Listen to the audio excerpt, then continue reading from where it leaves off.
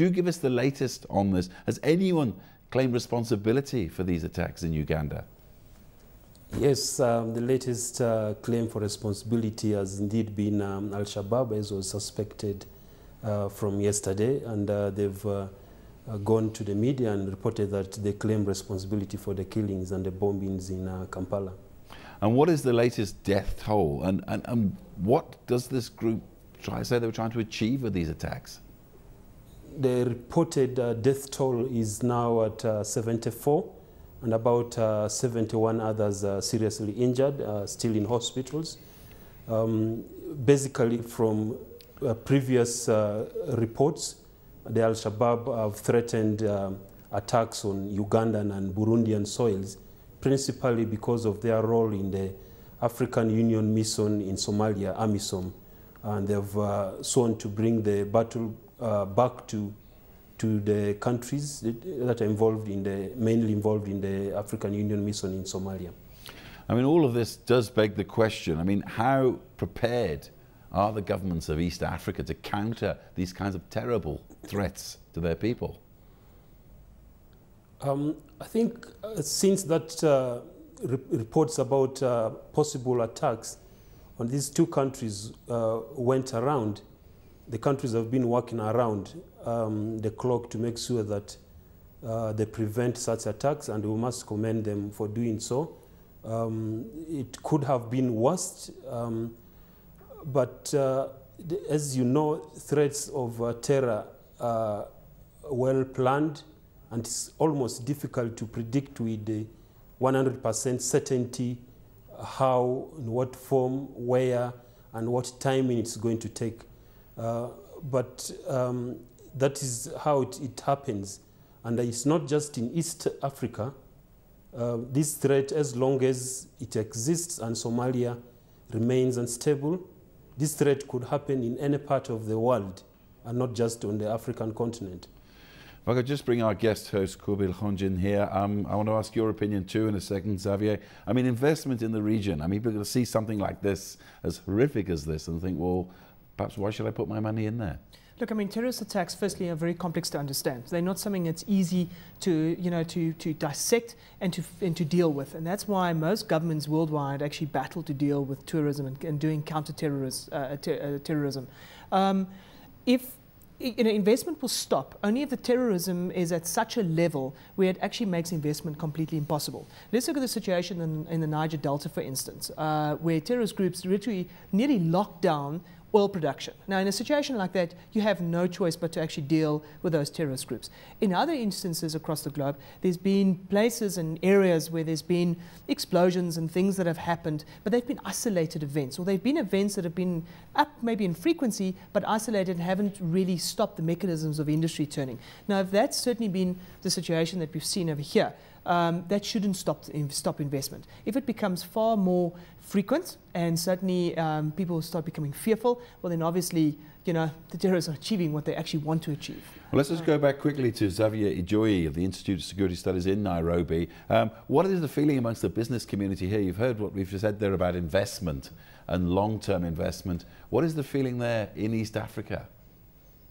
I think this incident is one in once while that has occurred. I think there shouldn't be any threat to business interests in this region.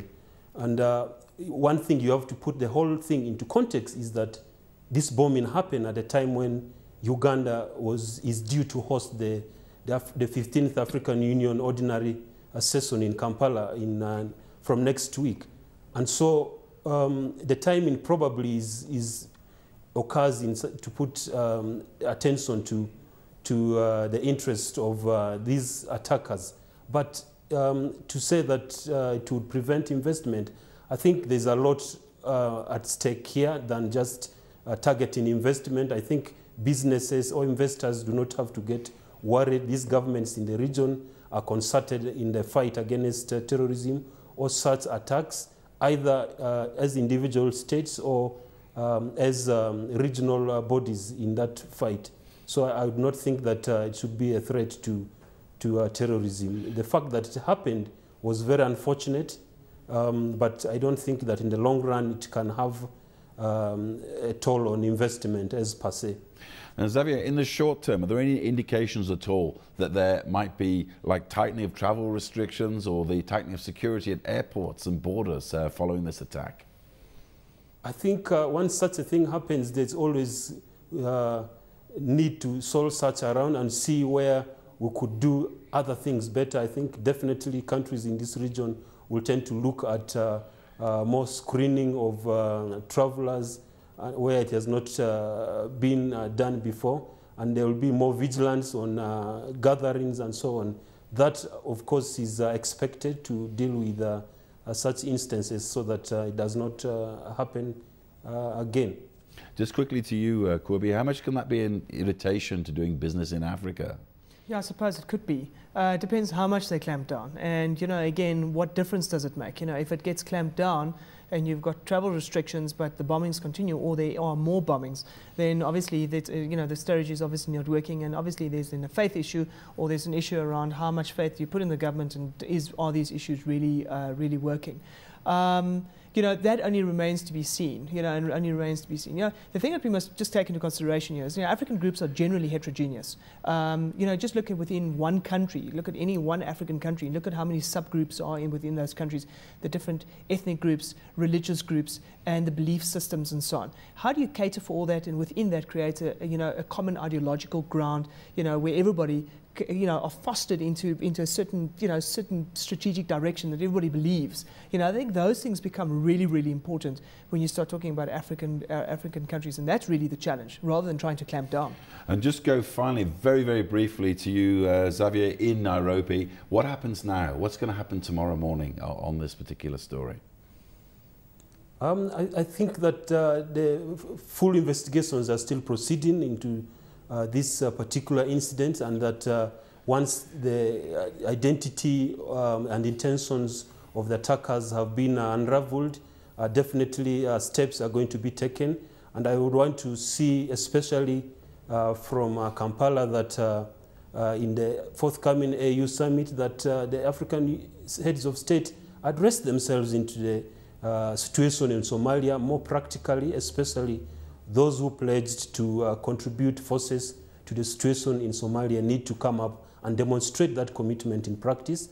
And I also want to see Uganda use its position within the UN Security Council seat to press more on UN involvement in Somalia. It's not just an African affair, it's not an East African affair, it's an international affair that the world needs to do more into.